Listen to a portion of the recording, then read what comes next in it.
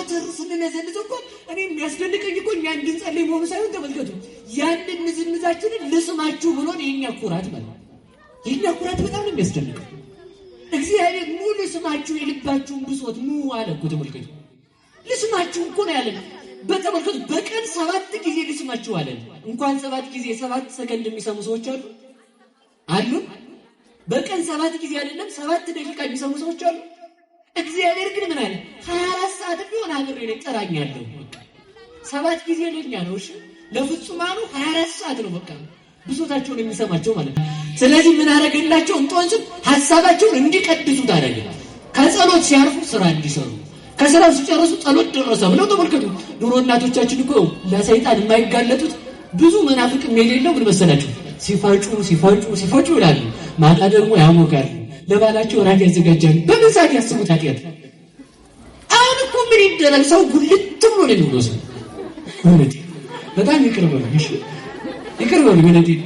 እሱ ግን ተመልከቱ በዚያን ሰዓት ይጸልይ ነበር። ለምን? አምላክ ኖሮት ነው ሲባል አይደለም። መከራ በመጣባችሁ ጊዜ ጸልዩ። ሰው ታዲያ ወሬኛ ነው ተመልከቱ። መከራ ሲመጣበት ቴክስት ማድረግ፣ ስልክ መደወል፣ ፖሊስ ማለት፣ ሰው ማደራጀት። መከራ ሲመጣ መድኃኒቱ ከመንገር ነው ያው እግዚአብሔር ጋር በቃ ምን አገባን እኮ ነው የምንለው። ተመልከቱ የሰሙለት ያብዳሉ ነው እንዲሰጡ። ኢየሱስ ክርስቶስ ጦመ ስም ለዘይበልኦ፣ ኢየሱስ ክርስቶስ ጽዋ ሕይወት ለዘይጸምኦ። ወደ ሁለተኛው ስንት ሰዓት ነው የቀረን? 11 ሰዓት። እስኪ 11 ሰዓት በሉ እንጂ 11 ሰዓት ይጸልያል። ተመልከቱ 11 ሰዓት ላይ ተመልከቱ ክርስቶስን ዮሴፍና ኒቆዲሞስ ከመስቀል አውርደው ገንዘው በአዲስ መቃብር የቀበሩበት ሰዓት። አቤቱ አንተ የማትሞተው ለኔ ሕይወትን የምትሰጥ ከመስቀል ላይ ወርደህ ተመልከቱ በመቃብር ያደርክበት፣ መቃብሬን የጎበኘበት፣ ሰውን የምታፈርሰውን መቃብር ሕይወት እንድትሰጥ የቀደስካት አንተ ነህ አለች። ስለዚያን ሰዓት ምን ብለን እንጠብቃለን መሰላችሁ? አቤቱ ጌታ ሆይ አንተ ከመስቀል ወርደህ እስከ መቃብር እንደፈለግከኝ እኔ ደግሞ አንተን ተመልከቱ፣ እኔ ደግሞ አንተን ትቼ ተሰድቼ ወደ መቃብር እንዳልወርድ አብቀኝ። እግዚአብሔር ይጠብቀን። ከዛ ምን አደረገ? አባት ሆይ አለ። ይሄ ከስጋው የወጣ ቃሉ ነው። አብ የማይሰማው ነው። አብ በልብነት ከወይም የራሱ ልብ ስለሆነ ገብታችሁ አላ አይገባችሁም? ተውትሽ ደግሞ እንዳሰነጠቁት አብ በልብነት ከወይም የወልድ ምኑ ነው? ልቡ ነው። ስለዚህ አባት ሆይ እባክህ ነፍሴን አደራ ሲል ሰይጣን ለካ አባቱ አምላኩ ነው እንዴ? አምላኬ ለምን ተወገግዳል እያለ እየተጃጃለ ምን መጣ? የስጋን ድምፅ ፍለጋ እኮ ነው። ተመልከቱ በስጋው የተናገረውን አምላክ አይደለም ብሎ ሲመጣ ተመልከቱ ያችን ሰዓት አስታውሱ። 6 ሰዓት ላይ ስንጸልይ ተመልከቱ ዓለምን ጨለማ ያረከው በመስቀል ላይ ራቁትህን የሆንከው ለኔ አቤቱ አንተ አሁንም ልጅነትን ገፈህ ራቁቴን አታድርገኝ። ለኔ ብለህ በመስቀል ላይ የጨለመብህ መድኃኒዓለም ሆይ በጨለማ ገሃነም አትተወኝ፣ ሕይወት የጨለማ እንዲሆን አትፍቀድ፣ አድነኝ ማለቶች። ስለዚህ ተመልከቱ 6 ሰዓት ላይ አዳም አባታችን ስቷልና ጸልየን አቤቱ አዳም ከገነት የወጣበትን ሰዓት እኔንም ከገነት እንዳትወጣኝ ስንል እንጸልያለን። መድኃኒዓለም ከአማናዊት ገነት ከቤተ ክርስቲያን አይለየን፣ ከአማናዊት ገነት ከድንግል ማርያም አይለየን። እውነቴን ነው። ገነት ይለዋል ድንግል ማርያም ናት። እሺ ያቺኛዋን ገነት ነው እንዴ? ወሩባክ ያቺማ ምን ትተካለች እኮ። ያ ከዛች ፍሬ የበሉ ይሞታሉ። ከድንግል ማርያም ፍሬ የበላ ማን ሞቷል? 3 ሰዓት ለሐዋርያት መንፈስ ቅዱስ የተቀበሉበት ሰዓት ነው። ሐዋርያት ምን የተቀበሉበት? 3 ሰዓት ላይ የተቀበሉት። ያን ሰዓት የሚጸልይ ሰው መንፈስ ቅዱስን ከኔ አታውጣ ማለት ነው። ብዙ ምስጢራት ናቸው። እስኪ 3 ሰዓት በሉ። ሔዋን የተፈጠረችው ከአዳም ጎን የተፈጠረችው ዛሬ በሉ እንጂ። ስለዚህ ምን ማለት ነው? እናቴ ሔዋንን የሰራት ማለት ነው። ሌላው እመቤታችን የመላእክን ብስራት የሰማችበት ሰዓት። የማንን ብስራት በሉ እንጂ። አያችሁ ቅዱስ ዳዊት ምን አለ? 7 ጊዜ ያመሰግናል። ጠዋት ለምን እንጸልያለን? ምስጢር እንግዲህ ተመልከቱ። ጠዋት የምንጸልይበት ምክንያት ተመልከቱ። የመጀመሪያው ምክንያታችን የሌሊቱን ጨለማ አሳልፈ ብርሃን አመጣለን ሲል የሌሊቱን ጨለማ አሳልፈ ምን አመጣን? ሌላው ምን መሰላችሁ? እንደተኛው በመኝታ ላይ ያላስቀረኸኝ፣ ቀኑ እንደጨለመ ያላስቀረኸው ተመስገን። እስኪ በሉ ተመስገን ነው። እየጸለያችሁ ነው። በሉ ማን ይመስገን? አንድም ብለው ሊቃውንት ሲተረጉሙት መከራውን ያሳለፈ እግዚአብሔር ይመስገን ማለት ነው አሉ። ሌሊት የተባለ መከራ ስለሆነ መከራችንን የሚያሳልፍልን እግዚአብሔር ይመስገን። እንደ ኃጢአታችን ብዙ መከራ ያገኘን ነበር፣ እንደ ቸርነቱ ግን አቁሞናል። ሌላው ትልቁ ምስጢር ደግሞ ምንድነው? ክርስቶስ በጲላጦስ ፊት የቆመበት። በልስላችሁ ክርስቶስ በሉ በማን ፊት ቆሟል? ሲጣድ የሚጸልይ ሰው ተመልከቱ። አቤቱ አንተ እኔ አፈር ነበርኩ፣ አፈር የሆንኩትን ሰው አድርገህ ፈጠርከኝ። ሰው አድርገህ ብትፈጥረኝ አንተን በኃጢአቴ ካድኩ፣ አንተን አላምን ብዬ ዕፀ በለስን ቆርጬ በላሁ። እንደገና ሰው ሆነ እኔ በጲላጦስ ፊት መቆም ሲገባኝ ስለ እኔ በጲላጦስ ፊት ቆምክልኝ ማለት ነው። በሉ እንጂ ሰው ምንድን ነው? አፈር ነው። አፈሩን ደግሞ ሰው ያደረገው ስንት ሰዓት ላይ ነው? ማለዳ ነው ጊዜ ነው። ተመልከቱ። ጠዋት የሚጸልይ ሰው አቤቱ ከመሬት አንስቶ ሰው ያደረገኝ ተመስገን፣ ሰው ያደረገን መድኃኒዓለም ይመስገን። ጭቃ ቢያደርግ ቤት ነበር የሚመረግብህ፣ ሰው አደረገህ። ቀኑን ባርክልኝ ብሎ ማስፈቀድ ነው። እስኪ ቀኑን በሉ ባርክልኝ። ምን ሲል ሲጸልይ በሉ እንጂ ጠዋት የማትጸልዩ ሰዎች እኮ ተመልከቱ። እግዚአብሔር ወይ በቀኔ ላይ ድርሽ እንዳትል ብቻዬን ነው የምሄደው እኮ ብለን እንዴት አድርጎ ይሳጋል? ጎበዝ ሰኔን የተዘጋ ፊት ነው የምናየው። መማርን መውደድ። ስትማር ማንን ትሰማለህ? እግዚአብሔር። ስታውቅ ማንን ትሰማለህ? ስታነብ እግዚአብሔር። ስለዚህ ተመልከቱ፣ ብዙ ጊዜ ትምህርት እየተሰጠ ጸሎት ጸልዬ ነው የምመለስ፣ አልሰማም አልማርም። አሁንማ ሰው ጠግቧል እኮ በቃ ያን ዘመን አስተማሪ አያስፈልግም። በቃ አነበዋለሁ ከዚህ እስከዚህ እኔም እስከ ራዕየ ዮሐንስ ነው የማዞረው ይላል። ምንጊዜም ጸሎት የሚባለው ግዴታ ዳዊት አውጥተህ መጸለይ አይደለም። ተመስገን ጌታዬ ጸሎት። በስመ አብ ወወልድ ወመንፈስ ቅዱስ አሐዱ አምላክ። ቀዳማዊ የሆነ ዳህራዊ የሆነ እርሱ በዚህ ጊዜ የተገኘ የማይሉለት ቀዳማዊ፣ በዚህ ጊዜ ያልፋል የማይሉለት ዳህራዊ፣ ዛሬ ደርሷል የማይሉለት ማዕከላዊ ያው እግዚአብሔር አምላካችን ጌትነቱን ለነገሥታት በጉልበት ለካህናት በሀብት ለጣዖታት ማሰብ ያላደረገ ዓለም የሚገዛው የሰራዊት አምላክ ቅዱስ እግዚአብሔር አምላካችን እግዚአብሔር ወልድ ከባሕርይ አባቱ ከአብ ከባሕርይ ሕይወቱ ከመንፈስ ቅዱስ ጋር ስሙ ለዘላለም የተመሰገነ ይሁን። እግዚአብሔርን የወለደችልን የሕይወታችን መሶብ በሞቱ በሕይወት በልብሰቱ በቅድስና በቸንደር በሲኦል በአሳር ወደ ክብር ያወጣንባት ሥላሴን ያየንባት ዓይናችን ኃይላት መላእክት የምስጋና ባሕርን የቀዱት ከዳርቻው የማይደርሱላት ሕሊናችን አጥሮ ከሕሊና በላይ ሆና የምንለዋት የግመ እግዚአብሔር ጸባኦት የምትባል የአሸናፊ እግዚአብሔር እናቱ የእኛም የደካሞች እናታችን ቅድስት ድንግል ማርያም ስሟ ለዘላለም የተመሰገነ ይሁን። አሜን አይባልም? ዝሰማ እሺ። አባቶቼ ሊቃውንት፣ ወንድሞቼ ዲያቆናት፣ የቅድስት ቤተክርስቲያን ልጆች ምእመናን፣ ሴቶችም ወንዶችም አንድ አምላክ በሚሆን በአብ በወልድ በመንፈስ ቅዱስ ስም እንደምን ዋላችሁ? አቤት እንደምን ዋላችሁ? እንደምን አመሻችሁ? እንደምን ቆያችሁ? ያደረሰን ያቆየን እስከዚህ ሰዓት የጠበቀን ከኃጢአት ስፍራ አውጥቶ በደሙ በመሰረታት ወፍ በማያያት ምድራዊ ነገር በማይጎበኛት በቅድስት ቤተ ክርስቲያን ለመንግሥተ ሰማያት ደጅ በሆነችው በቤተ ክርስቲያን አደባባይ የሰበሰበን ያው እግዚአብሔር አምላካችን ስሙ ለዘላለም የተመሰገነ ይሁን። እንግዲህ እንደዚህ ካልኩ ከኔ ጋር የተወሰነ ደቂቃ ነው የምቆየው። አሁን ምን ይደረጋል መሰላችሁ? ሁላችሁም ልብ ብላችሁ ትሰማላችሁ ማለት ነው አይደል? እግዚአብሔር ይስማችሁ። እግዚአብሔር እንደመጣችሁ በዚሁ በቤቱ ያስቀራችሁ። አካላችን እንደመጣ ልባችን የያዝልን። ይህም ካልኩ የምንማማርበት የትምህርታችን ርዕስ በቀን 7 ጊዜ አመሰግናለሁ የሚል ይሆናል። እስኪ በሉ በቀን በፔጅን ስማያውቃት ሰው የለም ማለት ነው። በጣም አስቸጋሪ ነው።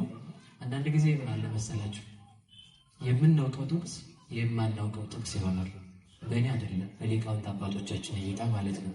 እና የምንማማርበት ርዕስ ማን ነው ያላችሁ? ታው ጎበዞች ናችሁ። ሳመሰግናችሁ በአንዴ ትወርዳላችሁ። እስኪ በቀን በሉ። ስንት ጊዜ? ምን እላለሁ? አልሰማችሁ? በቀን ስንት ጊዜ? አንድ ቀን ስንት ሰዓት ነው? በሉ እንጂ 24 ሰዓት። አሁን ሰው ቀን 12 ሰዓት ነው የሚል ጅል ከገጠማችሁ ምንም ማድረግ አይቻልም አይደል? እዚህ ሰፈር አይደለሁም ብሎ ማለፍ ነው። ጅልና ጅል ተዋሉ። ሁለቱም አብደው ጎዳና ላይ ቆመው ይከራከራሉና አንድ ብልህ ሰው ሲመጣ ሁለቱ ደግሞ ምንድን ነው የሚሉት? ቀን በጠራራው ፀሐይ ሁለቱም ውሃ የሚያስብል በትር ይዘዋል። እንግዲህ ምን አይነትን ማለት እንደሆነ ይገባቸዋል ብዬ አስባለሁ። በጣም ወፍራም ዱላና ሌሊት ነው ይላል። አንድ ቀን ነው ሌሊት ነው፣ ቀን ነው ሌሊት ነው፣ ቀን ነው። ከዛ አንድ ሰው መጣ ምስኪን፣ ፈሊጥ ያስፈልጋል ሲመጣ የት ምንድን ቀን ነው ሌሊት አለዋል። ቀን ነው ቢል ያኛው ይደጉሰዋል ማለት ነው። ሌሊት ነው ቢል ደግሞ ይሄኛው ያወርድበታል። ምን አለ? ቆይ እዚህ ሰፈር ስላልሆን እዚህ ሰፈር ያላችሁ ተከራከሩ አላቸው ማለት ነው። እና አንዳንድ ጊዜ የምንናገራቸው ንግግሮች እዚህ ሰፈር ካልሆኑ ሰዎች ጋር እየገጠሙ ችግር ይሆናል ማለት ማወቅ ያለባችሁ እንደዚያ ነው። የማንንም የግለሰብ ሐሳብ አትማሩ። ማንም ግለሰብ ለዚች ቤተክርስቲያን አያስተምርም። እቺ ቤተክርስቲያን ባይሆን አንድ መልእክትን አስተላልፍ። ዮሴፍ ማንን ተቀብሏል? እመቤታችንን በሉ እንጂ ማንን ተቀብሏል? ነገሩኝ እንጂ ይሄ ሰውዬ ገና ሳይጀምር እመቤታችንን አለ የሚሉኝ አሁን እንግዲህ አሁን ተመልከቱ። እመቤታችንን ተቀበለ። እሺ የተቀበላትን ምን አለ? ጠበቀ በሉ እንጂ የጠበቃትን ምን አለ? ይዞ ተሰደደ በሉ እንጂ ይዟት የተሰደደውን ይዟት በሉ እንጂ። የመምህራን ድርሻ ይሄ ነው። ድንግል ቤተክርስቲያን ናት። ዮሴፍ መምህራን ናቸው፣ ጠባቂ ናቸው እንጂ እነሱ ባላገ ጠባቂ ናቸው። ያችን እየጠበቁ ድርሻው ምንድነው? መጠበቅ። ከዛ ጠብቆ ደግሞ ችግር የሚፈጥሩባት ሰው ካሉ ይዞ መሰደድ፣ ሲመለስ ይዟት ይመለሳል ማለት ነው። እና እቺም ቤተክርስቲያን መምህራን እንደ ዮሴፍ እጮኛዋ ጠባቂዎቿ ናቸው። እና በዚያ መሰረት ነው የምንማረው። እንዲያስተምረን መድኃኔዓለም ይርዳን። ይሄን ቀጥታ ወደ ትምህርቱ እንገባለን። ትምህርቱን የምንማማርበት የትምህርታችንን ርዕስ ነግራቸዋለሁ። ስብሐለነቴ ሲባከ በቀን 7 ጊዜ አመሰግንሃለሁ ብሎ ቅዱስ ዳዊት ተናግሯል። ብዙ ጥቅስ ብናነሳ ብዙ ችግር ነው ሊፈጥር የሚችለው። ማለት ችግር ይፈጥራል አይደለም ማለት ይፈልኩት። ሁሉንም ጥቅስ ሳንተረጉም መሄዳችን ገብቷችኋል? የሚጠገበው በማየት ነው፣ በማሽተት ነው፣ በመብላት ነው። አቤት! ስለዚህ በደንብ አድርጎ መብላት ያስፈልጋል ማለት ነው። ስለዚህ 5 እንጀራ 1 ዓሣ የበረከተው አንዱን ዓሣ ስንጨርስ ወደ 5ቱ ጥቅስ ደግሞ እንሄዳለን ማለት ነው። ግልጽ ነው። እና ያን ካልኳችሁ መዝሙሩን ይሄን ቃሉን የምናገኘው ሁላችሁም ጸሎተኛ ስለሆናችሁ ስለማልጠረጥራችሁ አንድን ደግሞ እናንተም በቀን 7 ጊዜ እንጸልያለን ስላላችሁ ማለት ነው። አላላችሁኝ እኮ ብላችኋል። አላችሁ ደግሞ ትጸልያላችሁና መዝሙር 118 ቁጥር 164 ላይ መዝሙር 119 ቁጥር 164 ላይ ይሄ አንዳንድ የያዛችሁት ባይብል ወይም አንዳንድ መጽሐፍ ቅዱስ 19 ላይ ያለው ስለሚሰሩት በግዕዙ ቋሚ 18 ላይ ነው ያለው ብዬ ነው ቋሚ የምንማርበት ላይ ይሄን ካልኩ እስኪ አንዴ ንገሩኝ። ራስ የሌለው አስቸጋሪ ስለሆነ ራስ የሌለው ሰው ያው ራስ የለውም ስለሚባል ርዕስ የሌለው ትምህርት ይዛችሁ ምንም ስለማይጠቅማችሁ ነው። በቀን ስንት ጊዜ አመሰግናለሁ? ስንት ጊዜ? በቀን 7 ጊዜ አመሰግናለሁ። ስንት ሰዓት ነው የሚጸለየው? አቤት ጠዋት እስኪምታውቁት ጠዋት 11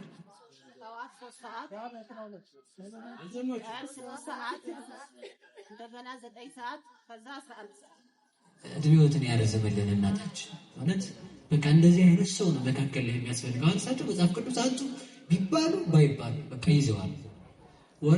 ወረቀት የተሰራው ሰው መጽሐፍ መሆኑ ሲቀር ነው መጽሐፍ የተሰራው። ገብቷችኋል? ለመላእክት መጽሐፍ ቅዱስ የላቸውም። መጽሐፍ ቅዱስ አያውቁም ግን አላልኩም። መጽሐፍ ቅዱስን ያውቁታል። አዳም በገነት ሳለ መጽሐፍ ቅዱስ አልተሰጠውም።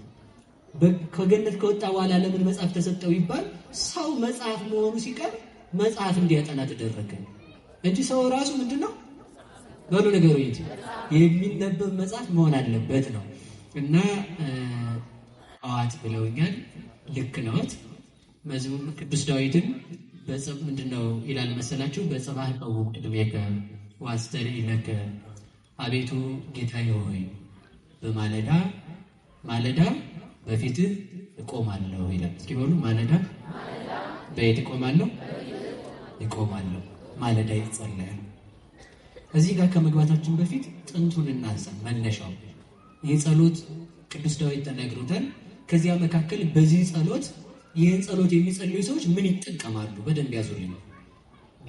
አሁን ቀጣይ ላይ አሁን ላልጨርሰው ስለምችል እኔ ከሌሎችም መምህራን ደግሞ እንዳቅሜ ከኔም ልትማሩት የምችሉትን ወደዛው ልንገራችሁ።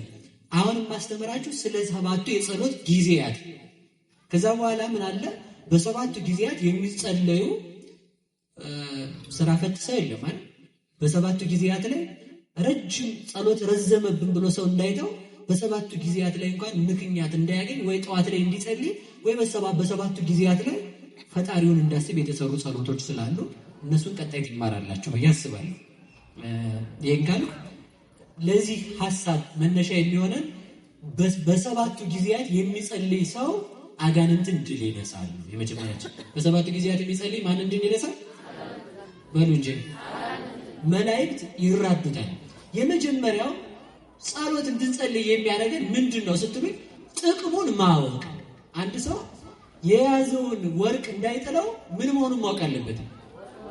በሉ እንጂ ጸሎት ምን ይጠቅመናል? እስኪ በሉ ጸሎት በሉ።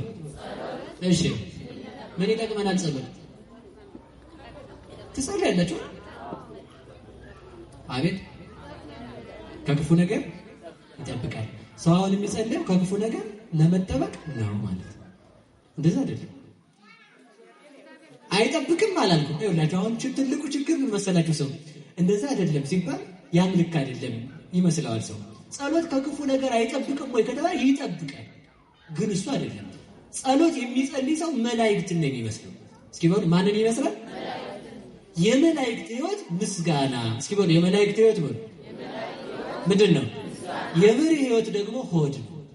የጅብ ሕይወት ደግሞ ሆድ ነው። የአሳማ ሕይወት ሆድ ነው። የመላእክት ሕይወት ጸሎት ነው።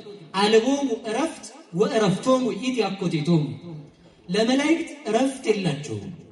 እረፍታቸው ምንድን ነው ስትል ምስጋና ነው። የመጀመሪያውም የመጨረሻው የመላእክት ሕይወት ምንድን ነው ከተባለ ምስጋና ነው። ምስጋና ዘወትር ማመስገን። አመስግነውም ሲጀመር ሊቃውንት ምን ይላሉ መሰላችሁ?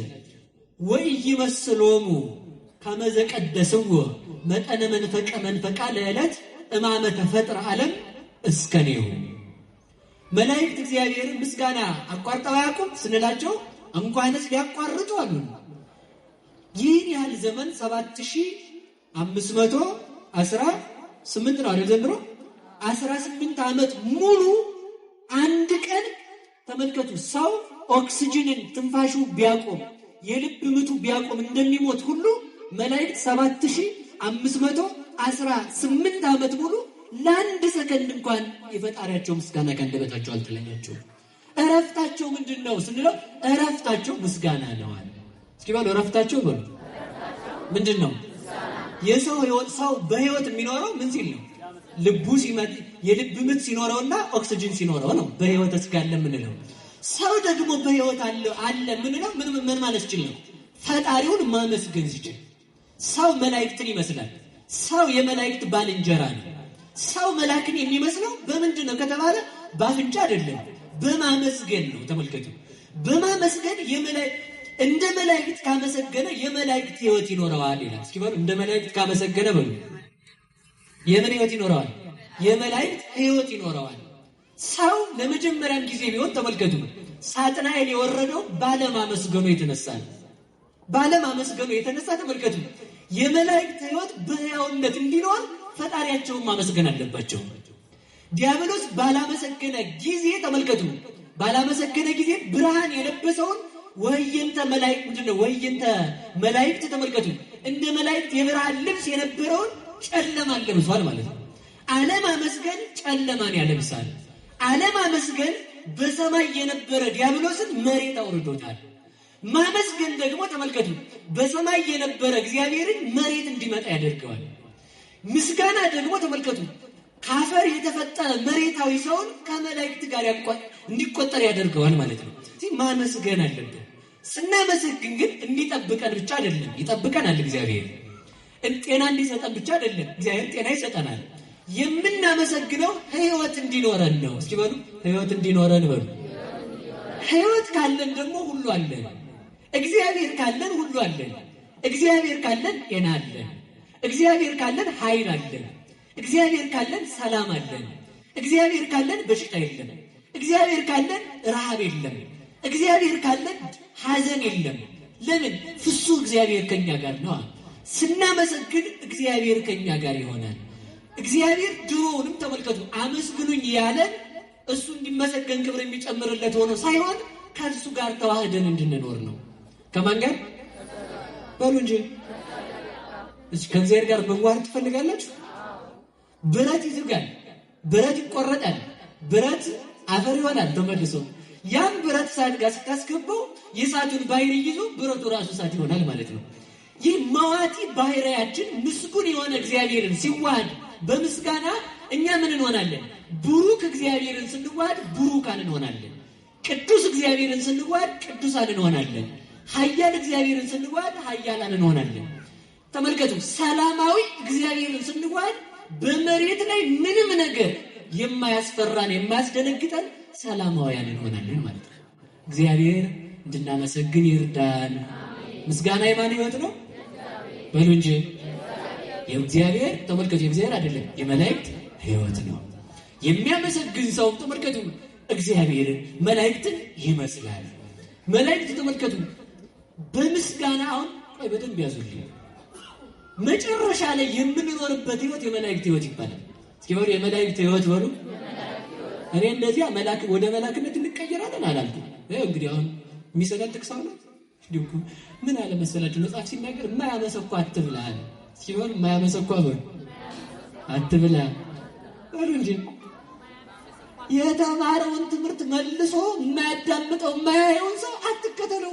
ከብት መጀመሪያ ይበላ ያደርግና ከዛ ያወጣና እንደገና ያመሰኳዋል። ያመነዥካል ወይም ያመነዣል። አደራችሁ የገጠር ቋንቋ ነው ስሙ ልጅ እንደዛ ነው። ብቻ ምን ይላል? እንደ ማስቲካ አይደለም። እሺ ከውስጥ ያለውን የሚያወጣስ ቀድሞ ጎረድ አድርጎ ያስገባና ኋላ ያወጣና ደግሞ ያመሰኳዋል ማለት ነው። ተመልከቱ ያ ማለት ምን ማለት ነው? ጥቅስን ስትማር ጎረድ ብሎ ሊገባ ይችላል። ከዛ ያን መልሰህ ስታጠናው ምን ማለት ነው? አሰላሰልከው ማለት ነው። ግን ተመልከቱ የማያመሰኳ ማለት እንደወረደ ጥቅስ ይዞ እንደወረደ ቃል ገንጥሎ የሚሄድ ሰው አትሁን። ያን አትብላ ማለት እንደዚህ አይነት ሰው አትከተል ማለት ነው። እንደዚህ አይነት ሰው አትከተል። እግዚአብሔር እንደዚህ አይነት ሰዎችን ከመከተል ያድነን። ሌላው ሰኮናው ድፍን ይሆን አትብላ አለ። ልበ ድፍን የሆኑ ሰዎችን አትከተላቸው። ተነግረው የማይሰሙ ሰዎች ማለት ቤተ ክርስቲያን እንኳን እየነገራቸው ሰኮናው ክፍት የሆነ ይቀርታ አይታችኋል። እሱ ይበላል። እሺ ሰኮናው ክፍት ማለት ልቡናው ለቅዱሳን ለሊቃውንትና ለቤተ ክርስቲያን ክፍት የሆነ ሰው ነው የሚበላው። እሺ የሚበላው ማለት ደግሞ ሰው አይታረድም። እሺ ምን ማለት ነው? ለእግዚአብሔር ምን የሚሆነው ሰው የሚሆን ቅዱስ የሚሆነው እሱን ምን እንለዋለን? እንከተለዋለን ማለት ነው። እና ለመልሳችሁ የመላእክት ሕይወት በሉስ እና የመላእክት ሕይወት ማለት ሰው ወደ መላእክነት ይለወጣል ሳይሆን ተመልከቱ ሰውነን ግን እንደ መላእክት ሳንበላ ነው የምንኖረው። ከለጠብጣት በኋላ ሳንበላ እንኖራለን። ሰውነን ግን ልብስ ሳያስፈልገን ብርሃን ለብሰን እንኖራለን። ሰውነን ውሃ ሳያስፈልገን ተመልከቱ የእግዚአብሔር ፍቅር እንደ ውሃ ሆኖ ሁሌ ከውስጣችን ሲያረጋን ይኖራል። ምግብ አያስፈልገንም። አንድ ጊዜ የክርስቶስን ስጋና ደም በልተን ለዘላለም ረሃባችንና ጥማችን ተቆርጦ ሕያው ሆነን እንኖራለን ማለት ነው። የመላእክትን ሕይወት እንድንኖር መድኃኔዓለም ይርዳን። ያ አመስጋኝ ይባላል።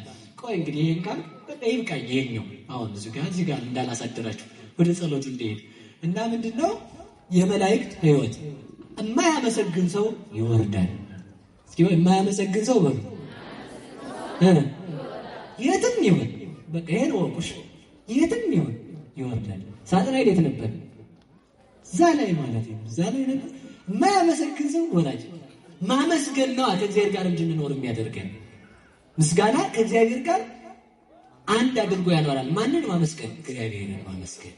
ስለዚህ ተመልከቱ፣ ጸሎት ምስጋና ነው። እስኪ በሉ ጸሎት በሉ ምስጋና ነው። ሌላውን ትቼ እዚህ ጋር ብቻ ለምን ይቅርታ አድርጉልኝ። እሺ አዳም አዳምንም ልትው የኛ ጋር ብቻ ልታ የሚጸልይ ሰው ምን ጥቅም ያገኛል? እስኪ የሚጸልይ ሰው ምንም የምታገኙት ጥቅም ያልኳችሁ የመላእክት ሕይወት። ሰው ፈረንጅ ሀገር ሄዶ የፈረንጅ ሕይወት መኖር ይመኛል አይደል? እንኳን የመላእክት ሕይወት ነው። እውነቴን እኮ ነው። ድካም የሌለበት ዓለም ኃይል ያለበት ኃይል ተመልከቱ። አሁን ሰው ስልቹ የሚሆነው አዲስ ነገር ምን ጊዜ እንደሆነ ልንገራችሁ።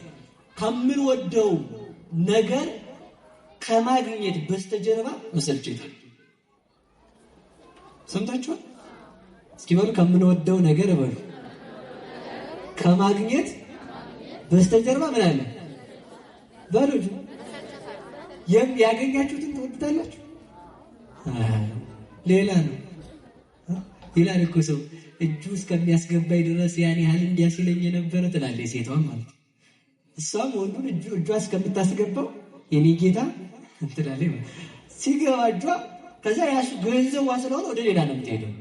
ጸሎት ግን ተመልከቱ፣ ማመስገን መጸለይ ግን ተመልከቱ፣ መላእክት ሁልጊዜም ቢሆን እግዚአብሔርን አመስግነውትም ማመስገን ነው። ክርስቲያናዊ ተመስጦ የሚባለው እንደዚያ ነው።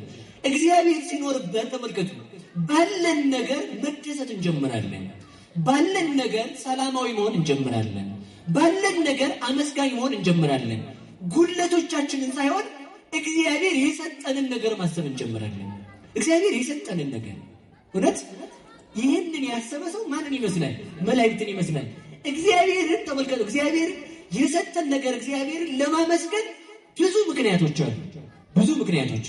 ለምሳሌ ተመልከቱ፣ ሰው ጸጉሩ ቢመለጥ ራሱ ማብቀለች አሁን እየተተከለ ነው መሰለኝ።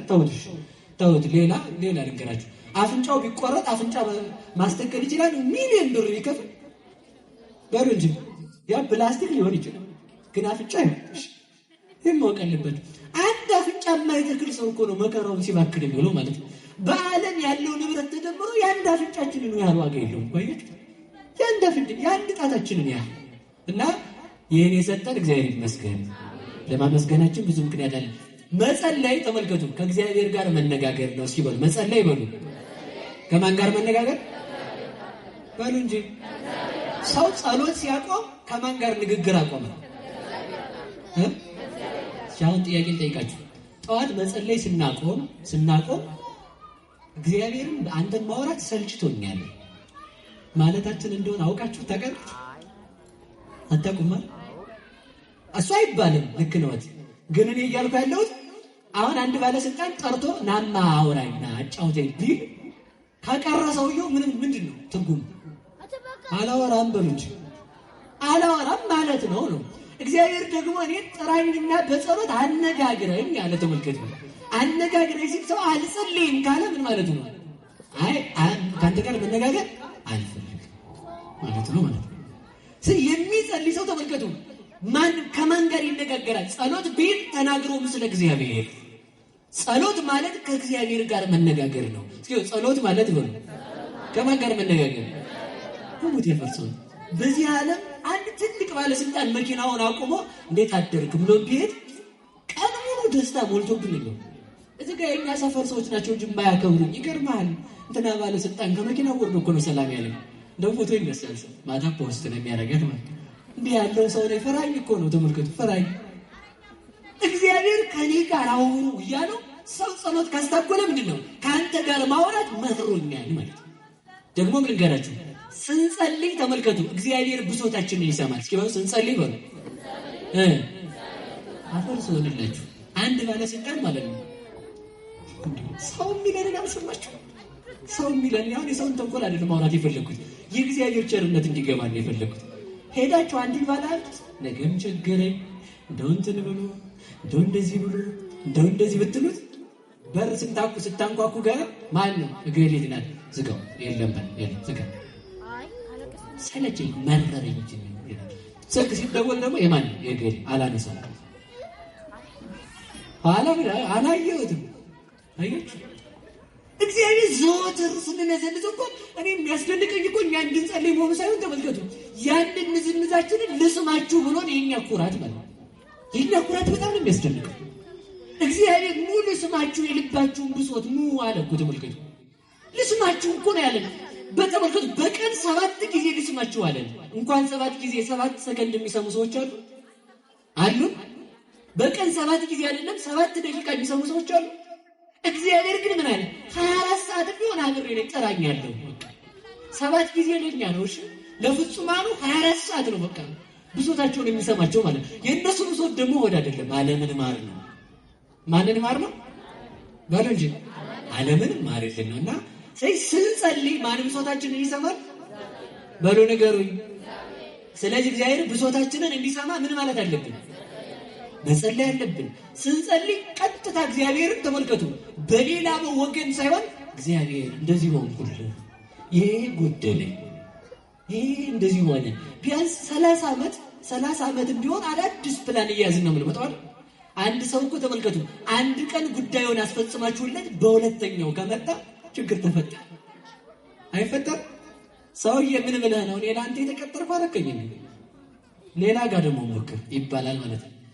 እና አስቸጋሪ ነው። እግዚአብሔር ግን ሁሉ ጊዜ ተመልከቱ ዕለት ጉዳይ ሲመጣብን ስንመጣበት የማይሰለቸን አምላክ ነው። እንድንጸልይ መድኃኔዓለም ይርዳን። ለዚህ አምላክ ታዲያ ተመልከቱ ትጸልያላችሁ አትጸልዩም? ከዚህ በኋላ ስንት ሰዓት ሁሉ ጊዜ ቢሆን ተመልከቱ። አሁን ቆይ እነግራችኋለሁ። እሱ ይሄ የተከፈለልን ኋላ መጨረሻ ላይ ስለምነግራችሁ ምን ጊዜም ጸሎት የሚባለው ግዴታ ዳዊት አውጥተህ መጸለይ አይደለም። ተመስገን ጌታዬ ጸሎት ተመስገን እግዚአብሔር የትም ቦታው ለሰይጣን ሀገር የለውም፣ ለሰይጣን ሰዓት የለውም። ወይ ጉድ! ሰዎች እኮ ሰይጣን ይሄን ያህል ሰዓት ተብሎ ተበጅት ወለታል ይላል። በዚያ ሰዓት ሰው ይዝላል። እሱን አመጣዋለሁ። እየሰማችሁ ነው? ስለዚህ ምንድነው ሁልጊዜም ቢሆን የትም ቦታ ሆነ እግዚአብሔርን መጥራት። ማንን መጥራት? አሁን ማንን እየሰማችሁ ነው? እግዚአብሔርን በሉ ነገሩኝ እንጂ ስንጸልይ ማን ይሰማናል? እሺ የትኛውን ሰዓት ግን እናብዛው?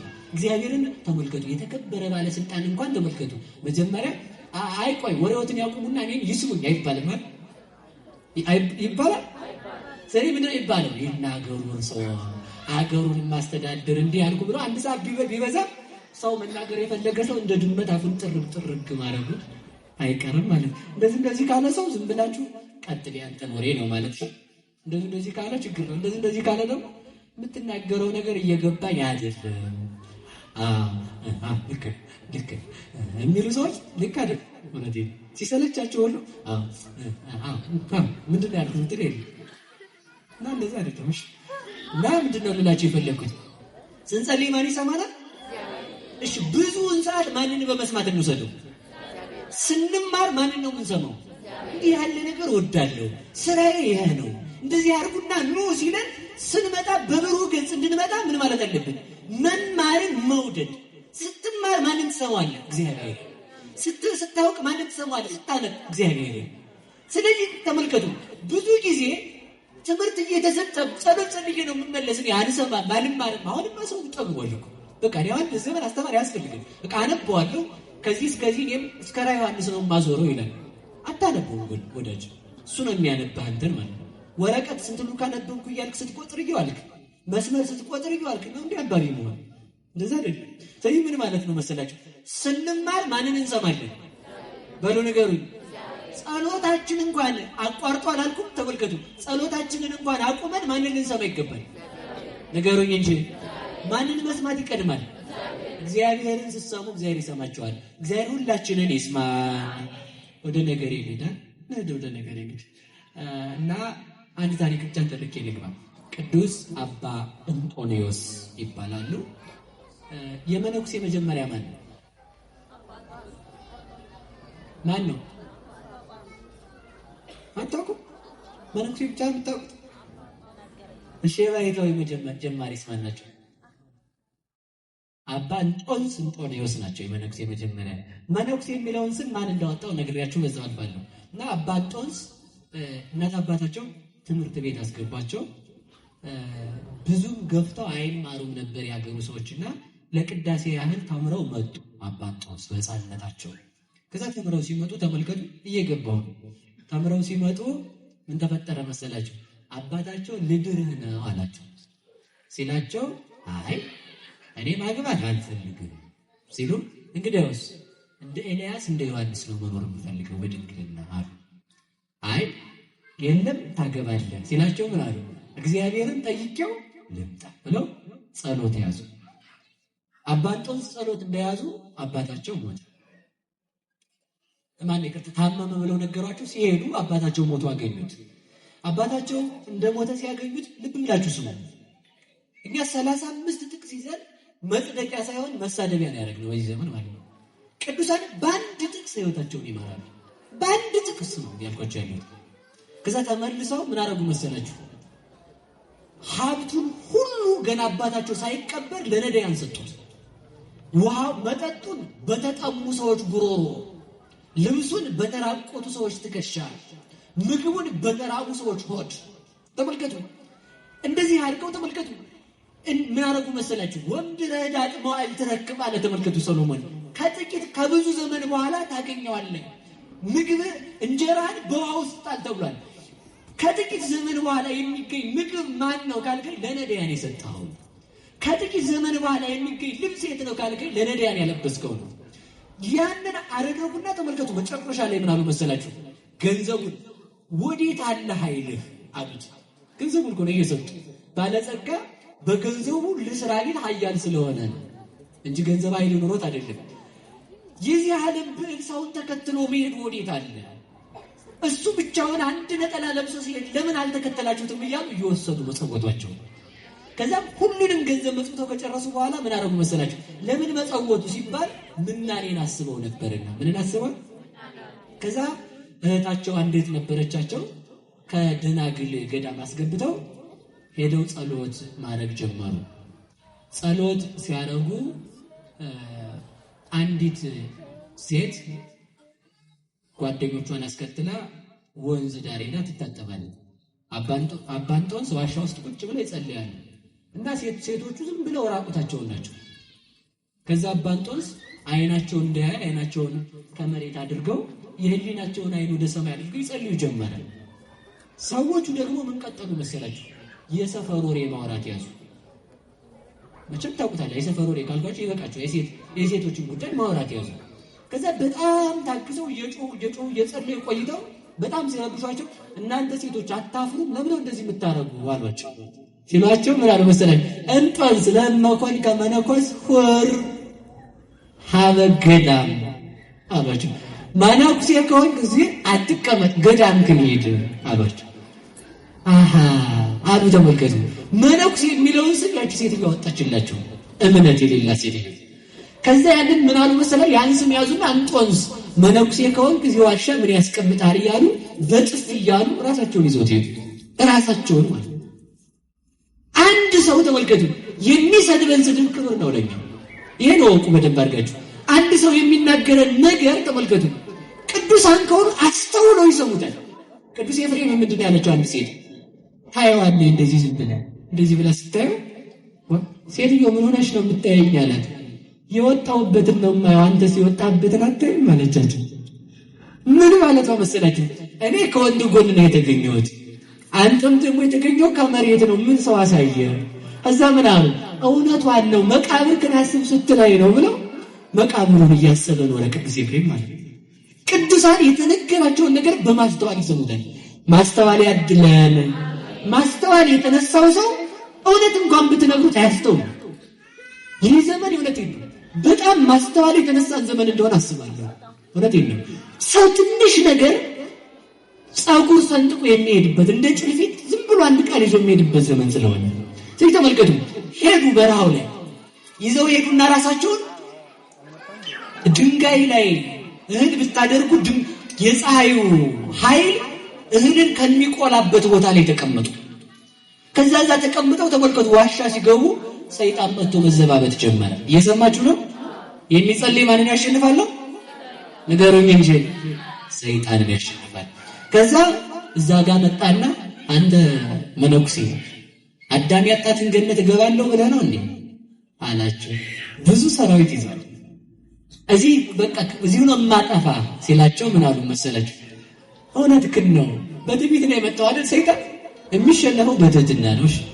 ሰይጣን እመቤታችንን የማይወድበትም አንዱ ትልቁ ችግር ሰይጣን በትዕቢት ወርዷል። ድንግል ማርያም ደግሞ ትህትና ይዛ ስለተገኘች ይወዳል። መቼም ቢሆን ይወዳታል ብላችሁ እንዳታስቡ ብዬ ወይ ሰይጣን የወረደው ምንድን ነው? በሉ በትዕቢት በሉ እንጂ አመስግን ሲባል አመስግኑ። ድንግል ማርያም ደግሞ የአምላክ እናት ነሽ ስትባል ኧረ እኔ ባሪያው ነኝ አገልጋዩ ነኝ። ተመልከቱ ያለችው እና የትህትናዋ ተመልከቱ፣ የትህትናዋ ሰይጣንን ያስቀናዋል እስከ መጨረሻው ድረስ ማለት ነው። ለዚያ ነው ዛሬ ሰይጣን ያስቀናችሁ ሰዎች እኔም እኮ እመቤቴ እንደመቤቴ ነኝ የሚሉት ማለት ነው። ኧረ እባክሽ በየት አልፈሽ ነው እንደው እንኳን እመቤቴ አንድ ነው ጥሩ አድርጋ የለበሰ ክርስቲያን ሴት የማትመስል እኮ ናት እንዲህ የምትለው ማለት ነው። እና በጣም ድፍረት ነው። ከዛ ምን አላቸው መሰላችሁ? በትህትና ሊያሸንፉት ነው። እኛ ብዙ ነን ሲላቸው እውነታችሁን ነው፣ እናንተ ብዙ ናችሁ፣ ግን ከእናንተ የሚበልጥ እግዚአብሔር አለ። ከእናንተ እጅ የሚያስጥለኝ እግዚአብሔር ነው። እኛ ኃያላን ነን አሉ። እንኳን ሰይጣን እንደው አሁን ሰው ፈረስ ይዞ ማቆም ይችላል? በሬ ራሱ እኮ ጊዜ ተገዛ ብሎት ነው እንጂ አሁን ሰው በሬን መንዳት ይችላል? ዶሮም አይነዳ። እውነቴን ነው። ጊንጥ አይደል ስታባረር የምትለው ሲሆን ጊንጥ ብትመጣው ሰው ብድግ በቃ ያው ይፈራታል። ተመልከቱ፣ እግዚአብሔር ተገዙ ብሎ ብቻ ስለሰጣቸው ነው። ስለዚህ ምን አሉ መሰላችሁ? አዎ አንተ ኃያል ነህ፣ ግን ያንተ ፈጣሪ ግን ከሁሉ በላይ ነው አሉት። የትህትናቸው ሰይጣን አባ እንጦንስን እንዳያሸንፋቸው አድርጓል። ትህትና ይኖረን፣ መድኃኒዓለም ትህትና ይስጠን። የኛ ኃይል የሚለካው እኛ ምንም ኃይል የለንም። ኃይላችን ማን ነው? ማን ነው ኃይላችን? መመኪያችን ማን ነው? መጠጊያችን ማን ነው? ዝናችን ማን ነው? ክብራችን ማን ነው? ሞገሳችን ማን ነው? ርስታችን ማን ነው? ሁሉ ነገራችን እግዚአብሔር ነው። ከአሸናፊዎች የምንበልጠው ከእግዚአብሔር ጋር ብቻ ስለሆነ እውነት ምን ነገራችን ከአሸናፊዎች የምንበልጥበት እኛ ከሰው የተሻለ ሆነን አይደለም። ከሰው የባዝን ደካሞች እኔ በተለይ ደካማ ነኝ ከእናንተ የሚመስኩ ማለት ነው። የምንበልጠው ግን እግዚአብሔር ከኛ ጋር ስለሆነ። ማን ከኛ ጋር ነው? በልጅ ንገሩ። እግዚአብሔር ከኛ ጋር ነው ማለት አለባችሁ። ረሃብ ሲመጣ ህብስተ ሕይወት እግዚአብሔር ከኔ ጋር ነው። ችግር መሰደድ ሲመጣ ጽዋ ሕይወት እግዚአብሔር ከኔ ጋር ነው። መሰደድ ሲመጣ ተሰድቦ ስድብን ያራቀ እግዚአብሔር ከኔ ጋር ነው። ስድብ መሰደብ የማይጠቅም ቢሆን ክርስቶስ አትስደቡኝ ይል ነበር። መሰደብ ጠቃሚ ሀብት ነው። እግዚአብሔር ይስጣቸው። አሜን በሉ። የሚሰድቡንም እግዚአብሔር ይስጣቸው። እውነቴን ነው። እንደነሱ ያለ ሰድቦ የሚያጸድቅ ማን አለ? እኛ ደግሞ ዝም ብለን እንጸድቃለን። እውነቴን ነው። እግዚአብሔር ይስጣቸው። አሜን በሉ። ለትህትና ነው። እሺ ወደ ነገር ልመልሳችሁ። ከዛ አንጦንዮስ እዛ ገቡና ፈተና አስቸጋሪ እኮ ነው። ተመልከቱ፣ ሰይጣን ፈተና ሲያጸናባቸው ውጣ አላቸው። አንድ በትር ነበረቻቸው። በትረ ሆሳዕና የምትባል በትር። እስኪ ሆሳዕና አሁን ይሄ ደግሞ ሌላ ዲስኩር እንዳይመስለው መድኃኒት ማለት ነው። ሆሳዕና መድኃኒት ደግሞ ማለት ነው ራሱ እግዚአብሔር ነው። መድኃኒት የተገኘባት መድኃኒት የእግዚአብሔር እናት ናት። ግልጽ ነው። የሰማችሁ ክኒና መድኃኒት ነው አይደለም? እና ክኒና መድኃኒት ከተባለ መድኃኒቱ ያቺ ውስጥ ላይ ያለችው የምትዋጠው ብቻ ናት መድኃኒት። ክኒና ስጠኝ ስትል መድኃኒት ነው የምትቀበለው እስከነቀው። ክርስቶስ መድኃኒት ነው ጋር መድኃኒት የተገኘባትን ድንግል ማርያም ያዘልብ። ውሃ ስጠኝ፣ እሺ ብርጭቆ ምን አመጣው ይባላል? እስኪ ጠጣና ይለይልኝ። ልብስ ተመልከቱና ወደ ነገር ልመለሳችሁ እና ያቺን ምርኩዛቸውን ይዘው ነገ ጠዋት ቤት እሄዳለሁ እንግዲህ አሉ። እዛ ጠዋት ተነስተው ወጥተው አንድ እግራቸው ውጭ አንድ እግራቸው ውስጥ እንዳለ መልአክ መጣ። ዛሬ ማንን ነው የምናከብረው? ጥሩት እንጂ ስሙን። መልአኩ መጣና ጸለየ፣ ሰገደ። ጸሎቱንና ያን ሌላ ቀን ስለማስተምረው እሺ፣ እዚህ ብቻ ያዙልኝ። ጸለየ፣ ሰገደና ሰኔን ለብሶ ሰው መስሎ ነው የመጣው። ከዛ ጸሎቱን ሲጨርስ ሰኔሉን መስራት ጀመረ። ሰኔል ታቀለጠው እንደ ዳውጃ አይነት ማለት እና የሚሰራው ከዘንባባ ቅጠል መሰለኝ ሳይሆን ነው። እና ያን እየሰራ ቆይ ግን ምን ሊያደርግ ነው አሉና ተመልከቱ። መልአኩ ሲመጣ ልባቸው ረጋ። መላእክት ሲመጡ ልባችን ይረጋል። አያችሁታል? መልአክ ሲመጣ ደስታን ይዞ ይመጣል። መልአክ ሲመጣ ሁከትን አርቆ ይመጣል። መልአክ ሲመጣ ልንወጣበት ልንሄድንበት ያልነው በር ተዘግቶ እንደገና ሕይወት ይቀጥላል። ቅዱስ ገብርኤል ባላችሁበት ቦታ ያጽናችሁ፣ ባለንበት በእምነታችን ያጽናል። ማኅበረ መላእክትን ጸጥ ያደረገው ቅዱስ ገብርኤል ቁሙ ነው ያላቸው። መልአክ ሲመጣ በመጽናት ነው የሚታወቀው። የእግዚአብሔር ሕዝብ በመታወቅ ሳይሆን በዝምታ ይታወቅ። አንድ ጥቅስ አንጠልጥሎ አንድ ሰባኪ አንድ ተናጋሪ አንድ የሆነ መናፍቅ በመጣ ቁጥር ኧረ እንዲህ ነው አይል። እንደ ሸምበቆ አይልም። ሸምበቆ አቋምሽ ወዴት ነው ቢሏት ነፋስን ጠይቁት አለችው። ነፋስ ወደ ነፈሰበት ማለት አሁን ሰው ወደ ነፈሰበት አይደል? ይሄኛው ሲያነፍሰው ወዲያ ይሄኛው ሲያነፍሰው ወዲህ አቋም ይኖራል። አሜን በሉ እንጂ የእግዚአብሔር መሆናችን የሚታወቀው ባለንበት ስንጸና ነው። እና መልአኩ መጣ። ሰኔል ሳይ ባጭሩ አምስቱን ጠዋት 1 ሰዓት ላይ ሰገደ፣ 3 ሰዓት ላይ ሰገደ ጸለየ፣ ሰኔል ሰራ እስከ 6 ሰዓት ላይ ጸለየ ሰገደ እስከ 9 ሰኔል ሰራ፣ 9 ሰዓት ላይ ሰገደ ጸለየ እስከ 11 ሰኔል ሰራና አባንጦንስ ጫሉና ቆይ ይሄንማ ሳላይ አልሄድም አሉ። በዚያው ለመቅረት እኮ ነው እግዚአብሔር እንደመጣ ልባችን ያስቀርልን፣ ከቤቱ አያርቀውሽ። ተመልከቱ፣ ተረጋጉ። ማን ሲመጣ? መልአክ ሲመጣ። ለዚህ ነው ፈኑ ለነ መልአከከ ሄረ መራሂ ምንለው በሌ ቸር መልአክህን ላክልን፣ መሪ መልአክህን ላክልን፣ ያውም ቅዱስ ገብርኤልን። እሱን የሰጠን መድኃኔዓለም የተመሰገነ ይሁን። ቅዱስ ገብርኤል ሲመጣ ሁከት ጸጥ ይላል። እንኳን እዚህ ጋር ተመልከቱ፣ ትል ምናምን ብናኝ የሆኑ ሰዎች ቅዱስ ገብርኤል ሲመጣ የሳጥናኤል ሁከት ጸጥ ብሏል። ቅዱስ ገብርኤል አሁን በመካከላችን አለ። እሱን የሰጠን መድኃኔዓለም የተመሰገነ ይሁን። ከዛ ተመልከቱ እንዲህ አላቸው፣ እንጦንስ ከመከመዝ ገበርከ ድህንም ጸባ አጋንንት። እንደዚህ ያደረክ እንደሆነ ከአጋንንት ትድናለህ። እስኪ እንደዚህ ያደረክ እንደሆነ በል ከአጋንንት ትድናለህ። ሰዓት ስለሌለኝ በአጭር ደቂቃ ነው የምጨርሰው። እንዲያ ብዬ አስባለሁ። በአጭር ላይ 7ቱን አልፌ ብቻ ምስጢር ነግሬ አልሰብካችሁም፣ ትምህርቱን ብቻ እነግራችኋለሁ። ከዚህ በኋላ ያለውን ማለት ነው። ስብከትና ትምህርት ይለያያል። ትምህርታዊ ስብከትና ትምህርት ይለያያል። አሁን ወደ ትምህርቱ እንግባሽ። እንድትሄዱ ሳትዙትም እንዳትቀሩ ብዬ ነው። ከዛ እንደዛ ካላቸው በኋላ 5ቱን ጊዜ ያሳያቸው። 5ቱ የአምስቱ ኪዳናት ምሳሌ ናቸው። ሊቃውንት አንድም ብለው 5ቱ የአምስቱ ሕዋሳት ምሳሌ ናቸው። 5ቱ የአምስቱ መጻሕፍተ ኦሪት ምሳሌ ናቸው። 5ቱ የአምስቱ አዕማደ ምስጢር ምሳሌ ናቸው። እነዚህን አሳየውና ምን አለ? እንደዚህ ካደረክ ትድናለህ አለ። እስኪ እንደዚህ ካደረክ በሉ ከምን ትድናለህ? ባዶ ጭንቅላት ተመልከቱ። ሰው ጸሎት ጸልዮ መጋደም የለበትም፣ መስራት አለበት። ይሰማችሁ? ሰው ጸልዮ ነው ካለ ሰይጣን መጥቶ መጮቻ ነው ሊያደርገው የሚችል። ባዶ ቤት ያው ማደሪያ አይደል? ባዶ ቤት ችግር ነው ብዬ ጸልይና ሲያበቃ ምን አለ? ጸልዮ ሲያበቃ መልአኩ ስራ መስራትን ያሳየው። ቅዱስ እንጦንስ እየተፈተነ የነበረው ጸሎት ጸልዮ ሲያበቃ ዝም በማለቱ ነበረ ማለት። እነዚህ ተመልከቱ፣ እነዚህ የሰይጣን መልእክተኞች በህሊናችን ገብተው ምንፍቅና ሊዘሩ የሚችሉት ጸሎት ጸልየን እነሱን ማድመጥ ስንጀምር አያል የዛን ጊዜ መርዙን ይረጫል ማለት ነው።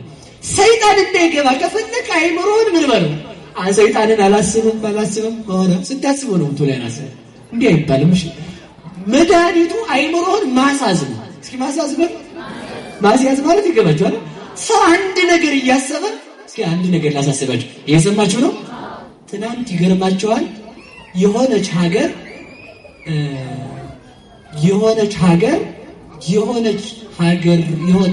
መሪ በኒውክሌር ምን እያሰበች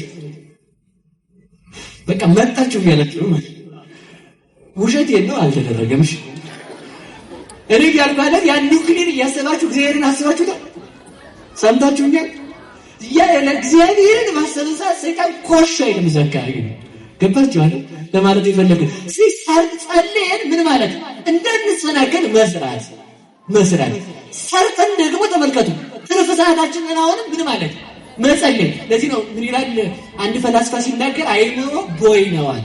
ምልክታ ሐሳብ ቦይ ነው። እስኪ በሉ በጣም ይቅርበል። አእምሮ ቦይ ነው በሉ።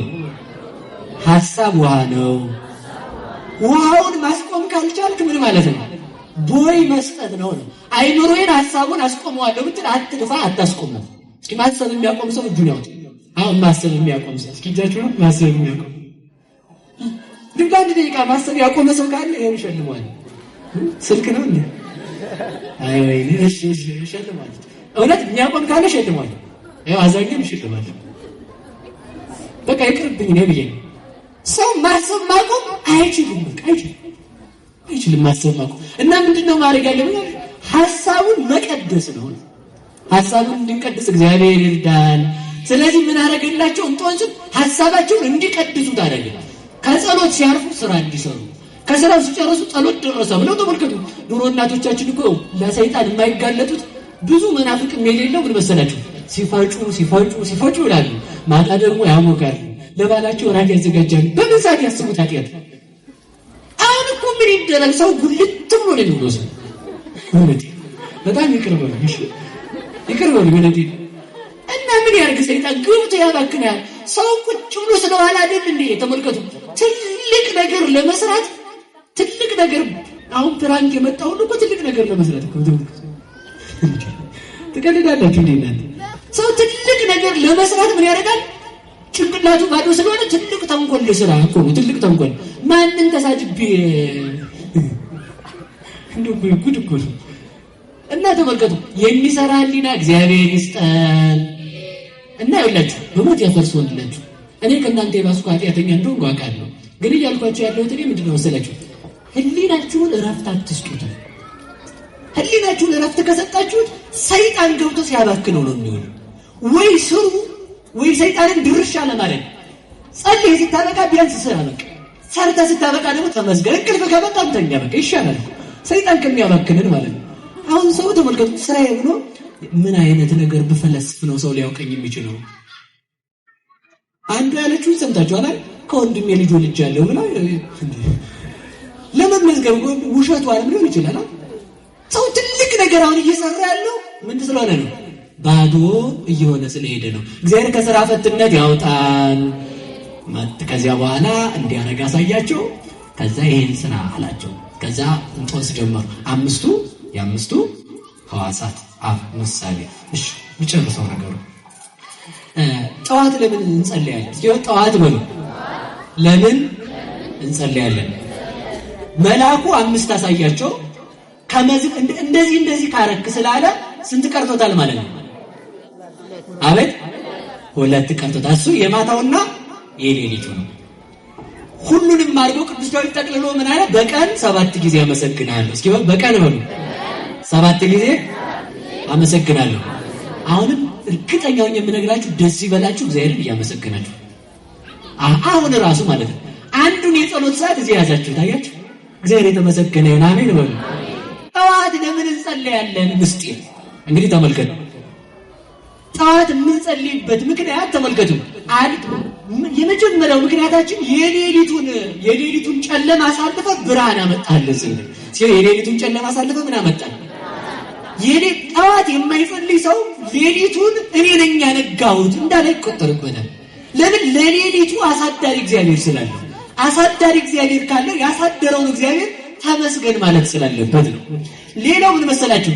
እንደተኛው በመኝታ ላይ ያላስቀረኸኝ፣ ቀኑ እንደጨለመ ያላስቀረኸው ተመስገን።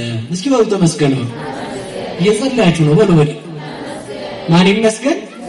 ሌሊቱን ያሳለፈ እግዚአብሔር ይመስገን። አንድም ብለው ሊቃውንት ሲተረጉሙት መከራውን ያሳለፈ እግዚአብሔር ይመስገን ማለት ነው። ሌሊት የተባለ መከራ ስለሆነ መከራችንን የሚያሳልፍልን እግዚአብሔር ይመስገን። እንደ ኃጢአታችን ብዙ መከራ ያገኘን ነበር፣ እንደ ቸርነቱ ግን አቁሟናል። ስለዚህ ተመልከቱ። አንድም ይላሉ ሊቃውንት። ሁለተኛው እየሰማችሁ ነው። ሁለተኛው ትርጉም ምንድነው? አሁን ይችን አንዷን ይዞ መሄድ አይቻልም። እሺ ስሙ። አሁን ሁለተኛው ደግሞ ምንድነው? ለቀኑን ባርክልኝ ብሎ ማስፈቀድ ነው። እስኪ ቀኑን በሉ ባርክልኝ። ምን ሲጸልይ በሉ እንጂ ጠዋት የማትጸልዩ ሰዎች እኮ ተመልከቱ። እግዚአብሔር ሆይ በቀኔ ላይ ድርሽ እንዳትል ብቻዬን ነው የምሄደው እኮ ብለን እንዴት አድርጎ ይሳጋል ጎበዝ። ሰኔን የተዘጋ ፊት ነው የምናየው። ባጃጁ ጋር ጠጋ ስንል ከቤት ሰዎቹ መከራ የሰኔ ደመና መስለው ማለት ነው። ከዛ ባጃጁ ጋር ስንጠጋ ደግሞ የነሐሴ ይሆናል። ከዛ ደግሞ ወደ ቀበሌ ስትጠጋ ደግሞ እንደዚህ አይነት ፊት ላለማየት ቀኑን ለማን ማስማረግ ባሉ እንጂ እንዳትደርስ ስላልከው ነው ሁሉም ይዘጋል። እግዚአብሔር ከቀደመ ሁሉ ይዘጋል። አንድም ደግሞ ተመልከቱ ቀኑን እኔ ነኝ የማውለው ብሎ እንደ መኩራት ይቆጠራል። እንደ ትዕቢት ማለት ቀኑን ማን ነው የሚያውለው? ማን ነው የሚያውለው? የሚጸልይ ሰው ለማን ሰጠው ማለት ነው? በሞት የነገሩኝ ለእግዚአብሔር ቀናችንንም ሌሊታችንንም ያሳምርልን። ሌላው ምንድነው? ሁለተኛው ተመልከቱ አዳምን ከመሬት አንስተህ ፈጥረዋል ማለት ነው። አዳምን በሉ ከመሬት አንስተህ ምን ብለዋል? ፈጥረዋል። እሺ ቆይ ዝም በሉ እኛ ወንዶች ነን አይደለም? እሺ አዳምን ፈጥሯል አልፈጠረም? ጠዋት የማይጸልይ ሰው ምን ማለት ነው? አዳምን ከመሬት አንስተህ አልፈጠርከውም እንደማለት ነው ማለት ነው። ያንን ሰዓት ተመልከቱ አቤቱ አንተ ሁላችንም ምን ማለት ነው? ከመሬት አንስተህ በሉ ሰው አድርገናል በሉ እንጂ ሰው ምንድን ነው? አፈር ነው። አፈሩን ደግሞ ሰው ያደረገው ስንት ሰዓት ላይ ነው? ማለዳ ነው ጊዜ ነው። ተመልከቱ ጠዋት የሚጸልይ ሰው አቤቱ ከመሬት አንስተህ ሰው ያደረገኝ ተመስገን፣ ሰው ያደረገን መድኃኒዓለም ይመስገን። ጭቃ ቢያደርግ ቤት ነበር የሚመረግብህ፣ ሰው አደረገህ። ድንጋይ እሳት ቢያደርግ ሰው ነበር የሚያነድ ማለት። እንጨት ብትሆንም እንደዚህ ነው። ከብት ብትሆንም ሰው ሲነዳ ይሆን ነበር። እንደዚህ ያለ ሰው ያደረገኝ እግዚአብሔር ይመስገን። ኧረ በሞት ይበሉ ማን ያደረገን ይመስገን? ማን ያደረገን? ሰው ያደረገን መድኃኒዓለም ይመስገን። ሁለተኛ ሌላው ትልቁ ምስጢር ደግሞ ምንድነው? ክርስቶስ በጲላጦስ ፊት የቆመበት በልስኩላችሁ ክርስቶስ በሉ በማን ፊት ቆሟል? ሲጣድ የሚጸልይ ሰው ተመልከቱ አቤቱ አንተ እኔ አፈር ነበሩ አፈር የሆንኩትን ሰው አድርገህ ፈጠርከኝ። ሰው አድርገህ ብትፈጥረኝ አንተን በኃጢአቴ ካድኩ። አንተን አላምን ብዬ ዕፀ በለስን ቆርጬ በላሁ። እንደገና ሰው ሆነ እኔ በጲላጦስ ፊት መቆም ሲገባኝ ስለኔ በጲላጦስ ፊት ቆምክልኝ ማለት ነው። በጲላጦስ ፊት የቆመልን መድኃኒዓለም የተመሰገነ ይሁን። ክርስቶስ በጲላጦስ ፊት ሲቆምልን እኛ በሳጥናኤል ፊት መቆም ቀረልን። አየው ስለዚህ ምን ማለታችን ነው? በጲላጦስ ፊት በቆምክ ጊዜ በሳጥናኤል ፊት መቆሜን ያስቀረልኝ አምላክ ተመስገን፣ መድኃኒዓለም ይመስገን። አንድ ሰዓት የሚጸልይ ሰው ይሄን ይላል።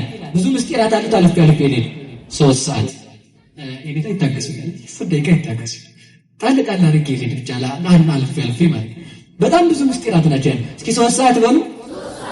ሔዋን የተፈጠረችው ከአዳም ጎን የተፈጠረችው ዛሬ በሉ እንጂ። ስለዚህ ምን ማለት ነው? እናቴ ሔዋንን የሰራት ማለት ነው። ማንን? 3 ሰዓት ላይ ይጸልያል። ለምን ሲባል ሔዋንን ምን ያልካል? የፈጠርካት አንተ። ሌላው ምንድነው? ተመልከቱ ዳንኤል 3 ሰዓት ላይ ይጸልይ ነበር። ይሄን መጥቀም አሁን እየጠቀስኩ ማምጣት ሰዓት ስለሌለኝ ነው። ሌላው እመቤታችን የመላእክን ብስራት የሰማችበት ሰዓት። የማንን ብስራት በሉ እንጂ አያችሁ። ቅዱስ ዳዊት ምን አለ? 7 ጊዜ ያመሰግናል። ሁለተኛው ሰዓት 3 ሰዓት ምን ማለቱ ነው?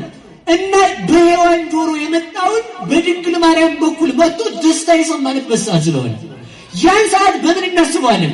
አዎ እንደ ድሮ ቢሆን መከራ የሰማንበት ነው ብለን እናስበው ነበር። እንደ ዛሬው ግን ምን ብለን እናስበዋለን? ደስታን የሰማንበት። ያውም ደስታ የተናገረ ቅዱስ ገብርኤል እኮ ነው። ቅዱስ ገብርኤል ከሁላችሁ ጋር ይሁንሽ። 3 ሰዓት ለሚጸልይ ሰው ቅዱስ ገብርኤል ብስራት ያሰማዋል። እላችሁ ለዚህ እኮ ነው ቅዱስ ገብርኤል ሆይ እባክህ ወደ ድንግል ማርያም ሄደህ እንደምትወልደው እንደነገርካት ባይሆን ወደ እኔ መጥተህ እግዚአብሔርን እንድዘው ንገረኝ አለ። ተመልከቱ ቅዱስ ገብርኤል ለእኛም ይንገረ። አዎ እመቤታችን የጌታ ባሪያ ሆነኛ ይሆንልኝም አለች። አዎ እኔ ደግሞ በኃጢአት የቆሸሽኩ ስለሆንኩ እግዚአብሔርን መሸከም አይሆንልኝም። ግን ተመልከቱ ምልዕተ ጸጋ ምልዕተ ክብር ጸጋን የተመላሽ ሆይ ደስ ይበልሽ እንዳልካት የኃጢአትህ ማይበል ቆሞልሃልና ካንተ ተወግዷልና ጸጋ ይደርብህ በለኛል። ቅዱስ ገብርኤል ጸጋ ይደርባችሁ ይበላል። ተመልከቱና እሷ ተመልከቱ ባበሰርካት ጊዜ ጌታን ወለደች። ባይሆን እኔ በልቤ እንድዘው የቃሉን በልቤ እሱን ይዤ ምግባር የሚባል ፍሬ እንዳፈራ እርዳኝ ይላል ቅዱስ ገብርኤል። ሁላችንን የሚርዳን 3 ሰዓት የሚጸልይ ሰው ምን ማለቱ ነው? ድንግል ማርያም መበሰሯን ያስባል። ሌላው አንድ ሰዓት ላይ የሚጸልይ ሰው አዳም ከገነት እንደተባረረ ያስባል። አዳም ከገነት የወጣበት አንድ ሰዓት ስለሆነ ከገነት አንድ ሰዓት ላይ መውጣቱን ሲያስብ ክርስቶስ ደግሞ አንድ ሰዓት ላይ በጲላጦስ ፊት ቆሞ ወደ ቀደመ ርስቱ መለሰው። ክብር ለመድኃኔዓለም ይሁንልን። ስለዚህ ተመልከቱ። ቆዩ አንድ ጊዜ ታገሱ። እግዚአብሔር ያክብራችሁ። እውነቴን ነው። ደስ ስላላችሁ አሁንም እግዚአብሔር ጨምሮ ደስታ ይምላባችሁ። 3 ሰዓት ለሐዋርያት መንፈስ ቅዱስ የተቀበሉበት ሰዓት ነው። ሐዋርያት ምን የተቀበሉበት 3 ሰዓት ላይ የተቀበሉት። ያን ሰዓት የሚጸልይ ሰው መንፈስ ቅዱስን ከኔ አታውጣ ማለት ነው። ይለየም አይለየም መረጡ እንጂ። ስለዚህ ምን ማለት አለ? ማስታወስ። ያን ሰዓት የፈለገ ቦታ ላይ ሊሆን እንችላለን። በቃ ሰዓቱ ትዝ ሲላችሁ ከ3 ሰዓት እስከ 6 ሰዓት ዝም ብላችሁ ተመስገን መድኃኔዓለም በሉ። ተመስገን በሉ መድኃኔዓለም። ማንን የተቀበሉበት ስለሆነ? መንፈስ ቅዱስን። ያጥቡ የሚያደርገው ኃይል ያለው መንፈስ ቅዱስ አይለይ ማለት ነው። እንዳይለየን መድኃኔዓለም ይርዳን። 60 ሰዓት ቀረን። 6 ሰዓት አልፌ ነው። እቺ ሰዓት አሁን ስትሰማት የሆነ ነገር ትዝ ብሏችሁ ነው አይደል? እየሰማችሁ ነው። የመረጥኳትም ለዛው ነው። እንግዲህ ስሙ 6 ሰዓት ላይ ተመልከቱ። አዳም የሳተበት ሰዓት ነው። ማን የሳተበት? ሊቃውንት ሲናገሩ ይላሉ 6 ሰዓት ናላ ያለ የት ነው? ናላ አንጎል እዚህ ውስጥ ነው። ምንድነው የሚባለው እናንተ በዘመናዊ ቋንቋ? አቤት ናላ ነው አይደል? ናላ እዚህ ላይ ፀሐይ ቀትር ላይ ሲቀትር ሰዓት ላይ ሲሆን ማንን ይመታል? ንገሩኝ እንጂ አናትን ይመታል። አናት ሲመታ ሰው ይዝላል አይዝልም? ሰው ከዛ ላይ ደግሞ ለፈተና ይጋለጣል አይጋለጥም? በሉ እንጂ አይላችሁ። 6 ሰዓት ስንጸልይ ተመልከቱ። ለሰይጣን ሰዓት አለው ማለታችንም አይደለም ወዳጅ። እንኳን ለሰይጣን ሰዓት ሀገርም የለውም ሰይጣንሽ፣ ሀገር የለውም ሰይጣንሽ። ሲሆንም ቢሆን ውስጥ ሁሉ ባወርት መለኮቱ የማን ሀገር? የማን ግዛት? የእግዚአብሔር ግዛት። እዛ እንዲኖር ፈቀደለት ነው እንጂ የሚባለው ሲሆንም ውስጥ እንኳን እግዚአብሔር ሰይጣን ስልጣን የለውም። ማን ካልፈቀደለት? እግዚአብሔር። የሰማችሁ ነው። ስለዚህ ደግሞ 6 ሰዓት ላይ አዳም አባታችን ስቷልና ጸለየን። አቤቱ አዳም ከገነት የወጣበትን ሰዓት እኔንም ከገነት እንዳትወጣኝ ስንል እንጸልያለን። መድኃኔዓለም ከአማናዊት ገነት ከቤተ ክርስቲያን አይለየን። ከአማናዊት ገነት ከድንግል ማርያም አይለየን። እውነቴን ነው። ገነት ይሏል ድንግል ማርያም ናት። እሺ ያቺኛዋን ገነት ነው እንዴ? ወሩባክ ያቺማ ምን ትተካለች እኮ። ያ ከዛች ፍሬ የበሉ ይሞታሉ። ከድንግል ማርያም ፍሬ የበላ ማን ሞቷል? ሕይወት አግኝቷል እንጂ ልጇ ምን ስለሆነ? ሕይወት ስለሆነ። ተመልከቱ 6 ሰዓት ላይ ምን ይላል አለ? ሰው ምን ይላል? አይምሮ ይዝላል። ተመልከቱ። ለምን እንጸልያለን ካል 6 ሰዓት ላይ ክርስቶስ በመስቀል ላይ ቆሟልና። በምን ላይ ስለቆመ? በሞት ነገር እርግጠኛ ሆኜ የምነግራችሁ ማለት ነው። የኦርቶዶክስ ተዋህዶ ቤተክርስቲያን ፊደል 22 ፊደል ትርጉም አለው። ቁጥሩም ትርጉም አለው። ፍርጥ ብትሉ የትም ማለት ትርጉም አለው። ያው በትርጉም ነው። አንድ ስትል አንድ አይባልም። እሺ አንድ ስትል ህይወት አንድ ብሎ የጀመረው ከድንግል ማርያም መሆኑን ወቅ። እሺ አንድ ብሎ ህይወት የጀመረው ከየት ነው? ሞት የጀመረው ከየት ነው? ከሔዋን። ህይወት የጀመረው ከየት ነው? ከድንግል ማርያም። ማንም ልጇ ምን ስለሆነ? ህይወት ሄሎ። እሺ ልምጣ። ማን የተሰቀለበት ሰዓት ስለሆነ? በሉ እንጂ 6 ሰዓት ላይ ስንጸልይ ተመልከቱ። ዓለምን ጨለማ ያረከው በመስቀል ላይ ራቁት ክን የሆንከው ለኔ አቤቱ አንተ አሁንም ልጅነትን ገፈህ ራቁቴን አታድርገኝ። ለኔ ብለህ በመስቀል ላይ የጨለመብህ መድኃኔዓለም ሆይ በጨለማ ገሃነም አትተወኝ። ህይወት የጨለማ እንዲሆን አትፍቀድ፣ አድነኝ ማለቶች። ተመልከቱ 6 ሰዓት ላይ እነዚህ ሁሉ ከተፈጸሙ በኋላ ተመልከቱ ሰይጣን በጨለማ እየተደረሰበት ወደ ክርስቶስ መጥቷል። ከዚያ በኋላ ከ6 እስከ 9 ባለው ሰዓት ሰይጣን ድል የተነሳበት ሰዓት። ሰይጣን ድል በተነሳበት አዳምን ድል በነሳበት ሰዓት ክርስቶስ ደግሞ ሰይጣንን ድል በነሳበት ሰዓት ድል እንዳንነሳ እንጸልያለን። ምን እንላለን? በሞት የነገሩኝ ምን እንላለን? እሱ ጨልሞበት ያለበሰን መድኃኔዓለም የተመሰገነ ይሁን። ለዚያ ነው ፀሐይ ብርሃን እንጂ ይሏል መስቀሉ ላይ ነው አለች። ህይወት እንጂ ይሏል መስቀሉ ነው አሉና ሙታን አፈፍ። ተመልከቱ አሉና ተነሱ። ጽኑ እንጂ ይሏል ክርስቶስ ነው ብለው አለታት ተሰነጣጠቁ። አለት በተሰነጠቀበት ሰዓት በትዕቢት የደነደነ ልብ እንደምን ያሳዝናል። አለት የክርስቶስ ቃል ተመልከቱ። የክርስቶስ ቃል አለትን እንኳን ቢሆን ይሰነጥቃል። የሰው ልጅ ልብ ግን አልሰነጥቀዋል። እግዚአብሔር ልቡናችንን ለበጎ ነገር ያስደንግጥልን። ስለዚህ 6 ሰዓት የምንጸልየው ምን ስለሆነ ነው? አዳም የወጣበት ነው፣ አጣውጣ ነው። ክርስቶስ የተሰቀለበት ነው። ምን በለን? ከበረከተ መስቀልህ አሳትፈን። ሰይጣንን ድል እንደነሳ ድል መንሳትን ስጠን ነው። መድኃኒዓለም ድል መንሳትን ይስጠን። አሜን በሉ እንጂ። እሺ አሁን ስትደረስኩ ዘጠኝ አልፌ ነው ተውኝሽ እና 9 ሰዓት አሁን አልፎ ይባላል። 9 ሰዓት ላይ ደግሞ ተመልከቱ፣ ወወጻት መንፈሱ ሶቢሃ ክርስቶስ ነፍሱን ከስጋው የለየበት ሰዓት ነው ይላል። ነፍሱን ከምኑ ባሉ እንጂ ሰይጣን ድል ተነስቶ ከዛ ተመልከቱ፣ ሰይጣንና ውሻ እንደው ተመሳሳይ ናቸው። ስጋ ያለበት ቦታ ውሻ አይቀርም። አያትካል በዱላ ብትለው በድንጋይ ብትለው በአካፋ ብትለው ካለሞተ ወይ ፍንክች። ክርስቶስን ደግሞ ሰይጣን ውሻ ነው። ክርስቶስ ሰው መስሎት በመስቀል ላይ ስጋ ለብሶ ሲያዩ ሰው መስሎት መጣ እያነፈነፈ ማለት ነው። የዚያን ጊዜ ነፍሱን ተመልከቱ በስልጣኔ ለያታለሁ ብሎ እንደ አዳም እንደ አብርሃም እንደ ይስሐቅ እንደ ያዕቆብ ስጋ መስሎት እየተንኮታኮተ ሲመጣ ተመልከቱ ክርስቶስ ተመልከቱ መስቀል ላይ ሆኖ ሲያዩ ሰው መስሎት አልነበር። ከዛ ምን አደረገ? አባት ሆይ አለ። ይሄ ከስጋው የወጣ ቃሉ ነው። አብ የማይሰማው ሆኖ አለ። አብ በልብነት ከወይም የራሱ ልብ ስለሆነ ገብታችሁ አለ። አይገባችሁም? ተውት ደግሞ እንዳሰነጠቁት። አብ በልብነት ከወይም የወልድ ምኑ ነው? ልቡ ነው። ስለዚህ አባት ሆይ እባክህ ነፍሴን አደራ ሲል ሰይጣን ለካ አባቱ አምላኩ ነው እንዴ? አምላኬ ለምትወቀኝ ይላል እንዴ ያለው እየተጃጃለ ምን መጣ? የስጋን ድምጽ ፍለጋ እኮ ነው። ተመልከቱ በስጋው የተናገረውን አምላክ አይደለም ብሎ ሲመጣ ተመልከቱ። ያችን ሰዓት አስታውሱ። ክርስቶስ በገዛ ስልጣኑ ነፍሱን ከስጋው ለየ። በምኑ ለየ? በማን ስልጣኑ? በራሱ በሉ እንጂ። ምንድነው ጥቅሙ ስትሉ ተመልከቱ። ቀድሞ ዲያብሎስ የሰውን ነፍስ እያሰቃየ ተመልከቱ ወንዶችን እስከ 40 ቀን ሴቶችን እስከ 80 ቀን ድረስ አሰቃይቶ ነፍሳቸውን በስልጣኑ ይለየው ነበር። ክርስቶስ ነፍሱን በስልጣኑ ከስጋው ሲለይ ተመልከቱ የክርስቲያኖች ነፍስ በእግዚአብሔር ስልጣን የምትለይ ሆነች። ክብር ለቅዱሳን አምላክ ይሁንልን። ሰይጣን የክርስቲያን ነፍስ ይነካ ዘንድ አይቻለውም። ይቻላል? ተመልከቱ። ስለዚህ ምንድነው ነፍሴ በዲያብሎስ ስልጣን እንዳትለይ አንተ ነፃ ወጥተኛልና ወደ ባርነት እንዳልገባ ጠብቀኝ ስንል 9 ሰዓት እንጸልያለን። የሰማችሁ ነው? ሌላው ደግሞ ምንድነው መሰላችሁ? እሺ በቃ እየተውኩትልኝ በጣም ነው። አሁን አንዳንድ ጊዜ እየሰማችሁ ነው? ቅዱስ እንደው ቀልጥሽ ወደ ሁለተኛው ስንት ሰዓት ነው የቀረን? 11 ሰዓት። እስከ 11 ሰዓት በሉ እንጂ 11 ሰዓት ይጸልያል።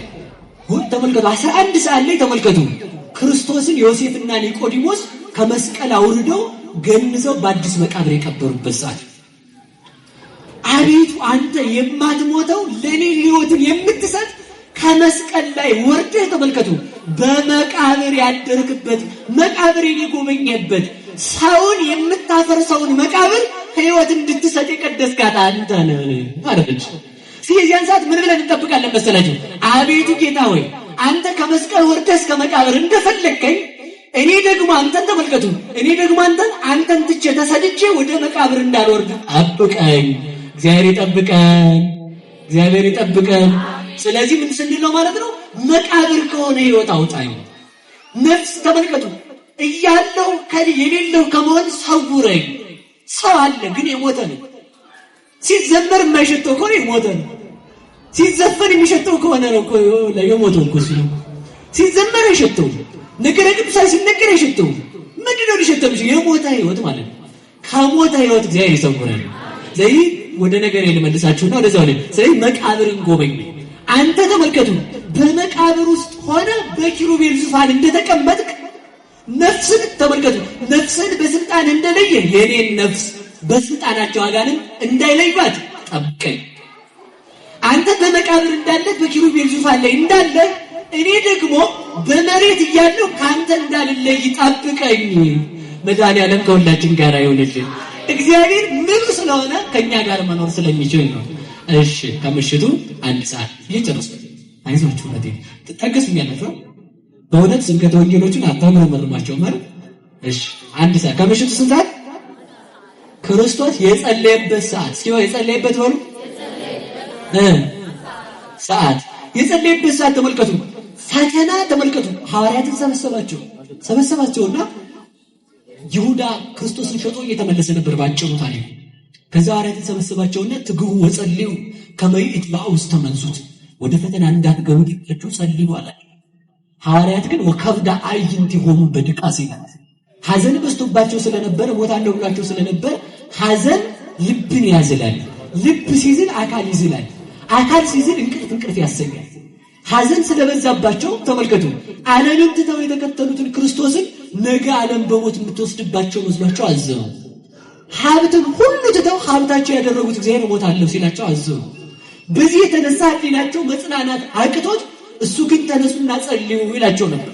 እሱ ግን ተመልከቱ በዚያን ሰዓት ይጸልይ ነበር። ለምን? አምላክ ኖሮት ነው ሲባል አይደለም።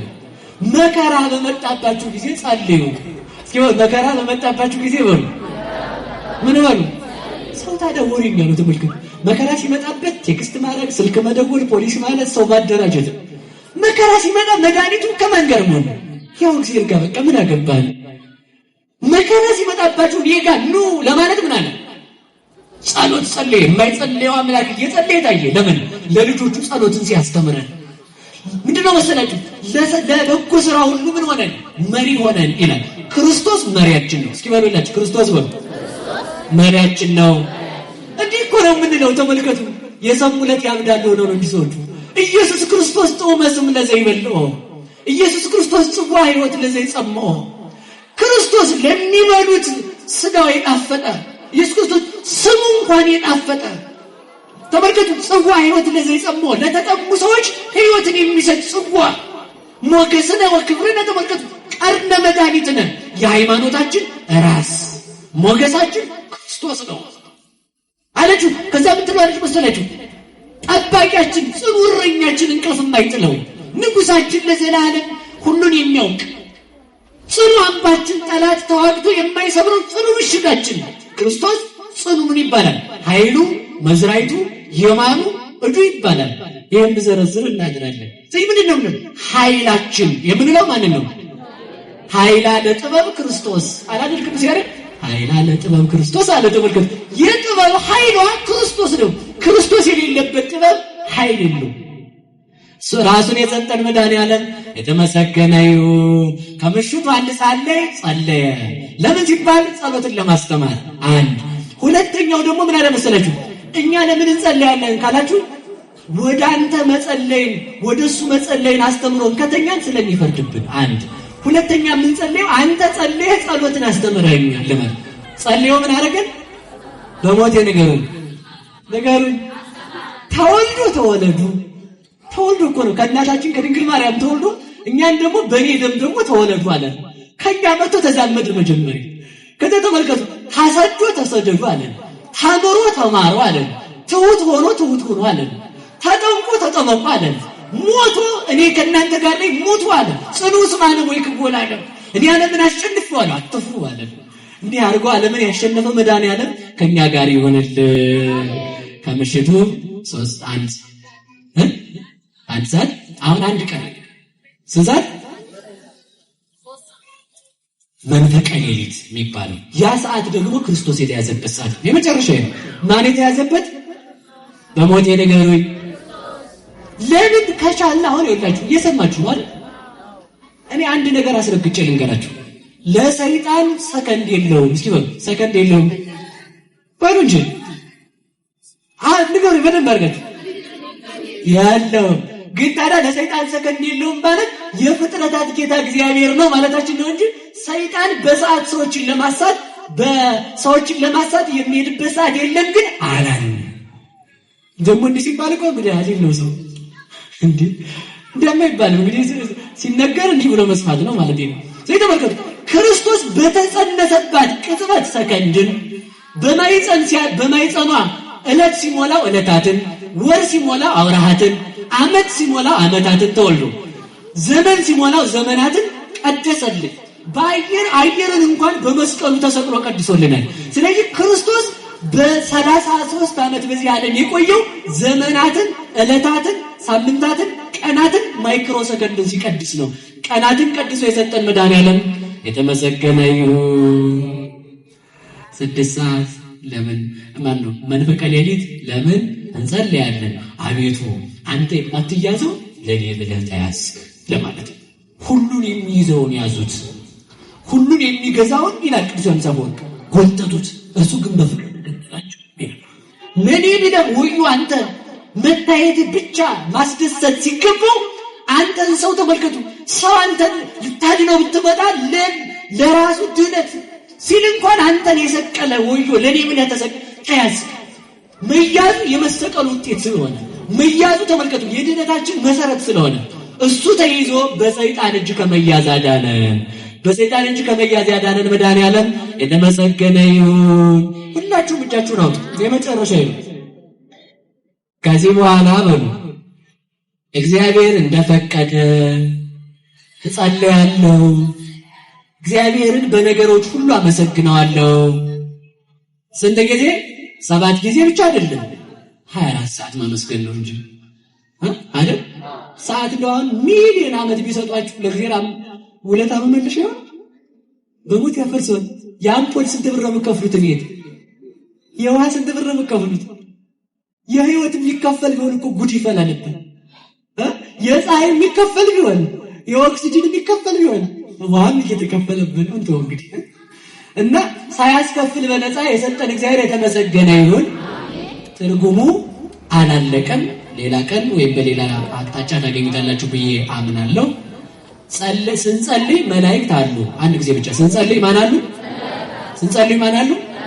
ቸር የሆኑ መላእክት እነ ቅዱስ ገብርኤል፣ እነ ቅዱስ ሚካኤል፣ እነ ቅዱስ ሩፋኤል ሁሉም ሊቃነ መላእክት ምን ይላሉ? ከበውን ይሰፍራሉ። መላእክት ከኛ ጋር ሲሆኑ የማይሸነፈውን እናሸንፋለን። 7 ጊዜ እንድናመሰግነው የፈጠረን መድኃኒዓለም የተመሰገነ ይሁንልን። ማንን ይዘን እንሰደድ? ማንን ይዘን? ጥያቄ ልጠይቃችሁ። ሄሮድስ ድንግል ማርያም ይወዳታል? በሉ እንጂ ለምን አይወዳት? ሄሮድስ አለ ከድንግል ማርያም ጋር ስምምነት የለውም ማለት። ሄሮድስ ግን እኔን ይወደኛል አለ። ሄሮድስ እኔን የወደደኝ ጌታ ከኔ ጋር ስለሌለ ነው። እባክሽ ድንግል ማርያም የወለድሽው ልጅ በሕይወቴ እንዲጻፍ ልሁንና እንዳንቺ ልሰደድ አላት። እንደምን መሰላችሁ? ክርስቶስን ስንዝ የሚያሳድዱን ይበዛል። ክርስቶስን መያዝ ማለት ደግሞ ድንግል ማርያምን መያዝ ነው። ማስበለጥ አይደለም። አስረግጬ የምነግራችሁ ማለት ነው። በእግዚአብሔር የሚተካ የለም። ድንግል ማርያም ከእግዚአብሔር በታች የሚተካት ፍጡር የለም። ቅዱሳን ደግሞ ከእግዚአብሔር በታች የሚያማልዱ ናቸው። ሰይጣን ገብቶት ቅዱሳንን ሲያስክድ ሰው ገብቶት ቅዱሳንን ማክበር አቃተው። እውነቴን እኮ ገብቶን ቢያህል ማክበር አንችልም። እንዲሁ ገብቶን እንድናከብራቸው መድኃኒዓለም ይርዳን። ቅዱስ ገብርኤል ደስታን ይጻፍባችሁ። የቅዱስ ገብርኤል በረከት ከሁላችን ጋር ይሁን። ስንጸልይ የማን ባልንጀራ እንሆናለን? የማን? የቅዱስ ገብርኤል። ይኸው ቅዱስ ገብርኤል ሲመጣ ደግሞ ደስታ፣ ቅዱስ ገብርኤል ሲመጣ ደግሞ ተመልከቱ ያለቀው ውሃ ይሞላል። ቅዱስ ገብርኤል ሲመጣ ዘንዶ ይቆማል። ቅዱስ ገብርኤል ሲመጣ ተመልከቱ፣ ቅዱስ ገብርኤል ሲመጣ የሚመራ ወደ ድንግል ማርያም ነው። ተመልከቱ ሰላም ላንቺ ይሁን እያለ ወደ ድንግል ማርያም ያደርሰናል። እሷን የሰጠን ገብርኤልን የሰጠን መድኃኒዓለም የተመሰገነ ይሁን። ሰዓት ስለበላው ስላስመሸኋችሁ እናንተንም መርሐ ግብር አዛብቼ መምህሮቹንም ስላስመሸው ይኸው ይቅርታ ጠይቃለሁ። ዘወል ጊዜ ይቆያል።